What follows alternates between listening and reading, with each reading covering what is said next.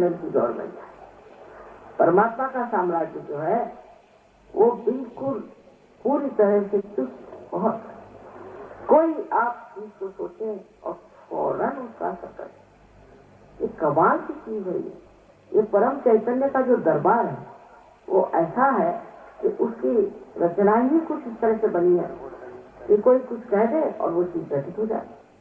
वो धीरे धीरे धीरे धीरे इस तरह से बना देते कि आप खुद हैरान होते कि हम कभी सोच ही नहीं रहते ऐसे होगा। ये कहां से? ये सब चीजें मैं जो कह रही हूँ उस पर आपको विश्वास नहीं करना है, क्योंकि ये तो अंधविश्वास हो जाए। अंधविश्वास से आप कुछ नहीं पाते, किंतु मैं इसलिए बता रही हूँ कि आप समझ लीजिए कि जिसे आपको प्राप्त करना है वो चीज है आपकी अपनी शक्ति और आपका अधिकार कि आप परमात्मा के साम्राज्य में बैठे, उनके दरबार में बैठे, उनके आप एक सिटीजन हो जाए। और फिर आप देखिए आपके इंतजाम कार बैठे हों। पर यह चीज होने के लिए ये जरूरी है कि पहले आपकी कुंडलिनी की जागृति हो।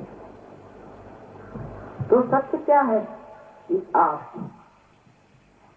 शरीर, बुद्धि, मन आदि उपाधियां नहीं, किंतु आप स्वयं शुद्ध आत्मा। ये सत्य अभी तक जो आप थे वो मेरा मेरा करते रहे, अब मैं हो जाए। उसके बाद दूसरा सत्य है कि चारों तरफ जो फैली हुई परमात्मा की शक्ति है, परम चैतन्य, वही सब जीवंत कार्य को कर, वही शक्ति। और उसी शक्ति का जब संबंध हमसे हो जाता है, जब हम उसे प्राप्त कर लेते हैं, तो वो हमारे अंदर से पूरी समय बहती है।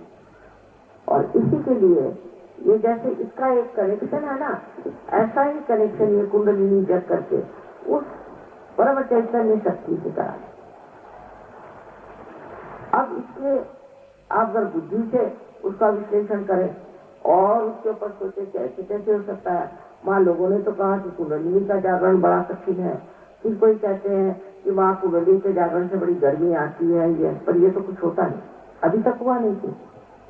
अच्छा, फिर ये भी कि हम सहज में देखा है कि कुंडली जागृत हो जाती है, और अगर हो जाती है तो कोई तो बात विशेष है। अगर ये जागृति हो जाती है तो कोई ना कोई विशेष बात है। और आज आप ऐसे सभा में पैदा हो, ये खास कर ऐसा बाहर का समय है जिसको मैं ब्लॉसम टाइम कहती हूँ। इस समय ऐसे लोग पैदा हुए हैं कि वे बड़े आतुर हैं परमात्मा को जाने, बहुत उत्कंठा से, बहुत लगन से चाहते हैं कि हमें सत्य प्राप्त हो, किंतु भुलावे में आ गए क्योंकि ये कलयुग है। इस कलयुग के काले अंधकार में वो खो गए। पर कुछ भी हो जाए, अगर वो साधक है तो उनका ये हक है कि वो इसे प्राप्त करें और वो उनको मिलना है। इसके लिए आप पैसा कितना देंगे? जिस पृथ्वी को पैसा दो, नहीं तो कुछ भी दो, उसको कुछ समझ में आता है कि उसको कोई अकल है क्या? उसको पैसा क्या नहीं। और इस कार्य के लिए आप मेहनत क्या करनी? जब सब चीज आपके अंदर बंधी हुई है और जब सब चीज आपकी पहले ही से तैयार है, फिर जैसे कि एक समझ लीजिए ये मोमबत्ती पहले से तैयार है, अब इसके अंदर आपको दीप जलाना है तो क्या मेहनत करनी है? एक दूसरी मोमबत्ती ला के उसके पास पकड़ लीजिए, वो जल जाएगा।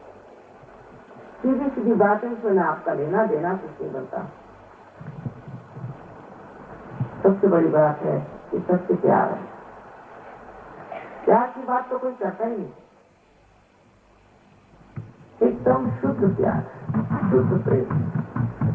और ये जो शुद्ध प्रेम है ये इतना मधुर और इतना संयोग करके आपके अंदर ऐसे ऐसे करामात करके दिखाएगा कि आप खुद हैरान हो जाएगा कि ये सहज में क्या कमाल होता है। इसमें कुछ बुद्धि की चेष्टा नहीं है, ये बुद्धि से परे, मन से परे एक आपकी अवस्था है। इसमें दो अवस्थाएं प्राप्त होती है। पहली अवस्था है जिसको को हम कहते हैं निर्विचार समाधि। दशा में, निर्विचार समाधि की दशा में आप निर्विचार हो जाते। एक विचार उठता है, खत्म हो जाता है, दूसरा विचार उठता है, खत्म हो जाता है। हम लोग या तो भूत में रहते हैं, भविष्य में। भूतकाल में शिक्षा जो बीत गया उस पर सोचते हैं, या भविष्य के बारे में सोचते हैं, और उसी पे हम नाचते रहते हैं। लेकिन ये हम सोचते नहीं कि हम ये जो वर्तमान, ये समय, इसमें नहीं ठहर पाते, इस समय में नहीं ठहर पाते, वर्तमान में हम ठहर नहीं पाते। पुनर्जीवन के जागरण से ये जो आपके विचार हैं, तो एक बार उसके गिर जाते हैं और फिर उठते हैं, जिससे वो अलग अलग हो जाए। और उसके बाद बीच में जो जगह है उसको विलंब कहते हैं, उसमें आपका चित्त ठहर जाता है, तब कोई विचार नहीं आता, पर आप पूरी तरह से सचेतन चेतित है। इस तरह के निर्विचार समाधि, समाधि माने जी माने बुद्धि, तो समा माने जो समा गई, बुद्धि से परे है जी, पर समझ लीजिए कि बुद्धि को समझ लीजिए, तो आपकी जो चेतना है वो समा गई। तो पहले निर्विचार समाधि ये प्राप्त हुई, और उसके बाद में निर्विचार समाधि के बाद में निर्विकल्प समाधि प्राप्त होती। बहुतों को दोनों एक साथ मिल जाते। निर्विकल्प में कोई शंका कुशंका नहीं रह जाती।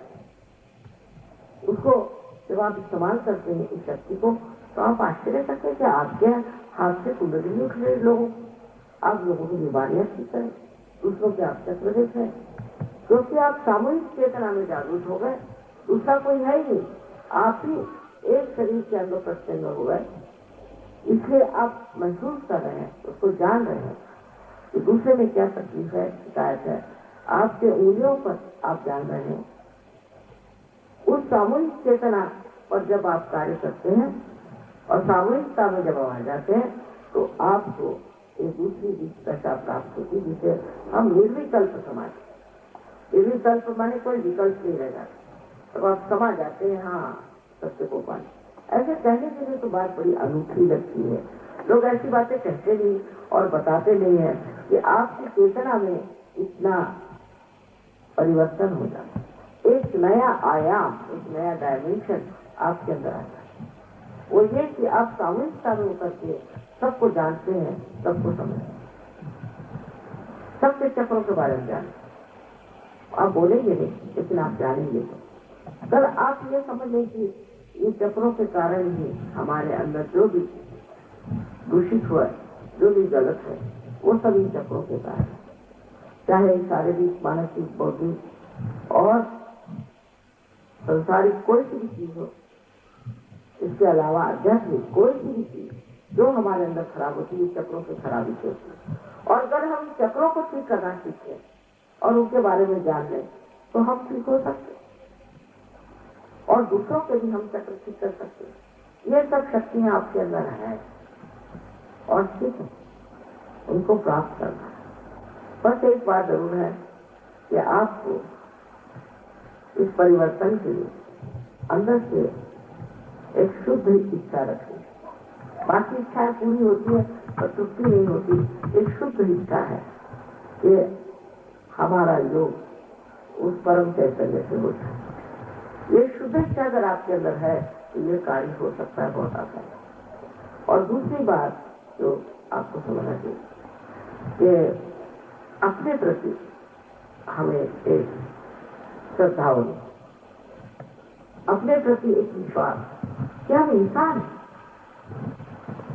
सारे पशुओं से ऊंचे, सब सृष्टि से ऊंचे, सारे सब चीजों से ये देखिए फूल है, ठीक है महक रहे हैं, लेकिन इनसे ऊंचे हम इंसान। और हम अपनी इज्जत न करें, हम अपने को न समझें, अपने को हमेशा दोषी समझ लेना। अब ये भी दूसरा तरीका है कि तुम बहुत पापी हो, तुम ये हो, तुम इतना रुपया दो तो तुम्हारे पाप का पूर्ण हो जाएगा। इस तरह के पाप कर्म बहुत लोग करते, ये सब बात गलत। या तुम इतने दिन उपवास करो, तुम ये कर्म कांड करो, वो कर्म कांड करो। और औरतों को तो इतना ये लोग पकड़ा देते हैं, मैं देख देख के हैरान हो जाती हूँ कि औरतें सुनते क्यों हैं ये बात। तो समझने की बात यह है कि पहले समझ लीजिए कि आप इंसान और आप सबके अंदर कुंडलिनी है और वो जागरूक हो सकती। वो आपकी माँ, हर एक की अलग अलग माँ है, आपके बारे में सब जानती है और आपको पुनर्जन्म देने के लिए बड़ी उत्सुक है। वो ये नहीं कि सिर्फ मैं कह रही हूँ इसके ऊपर वास्तविक यही बात।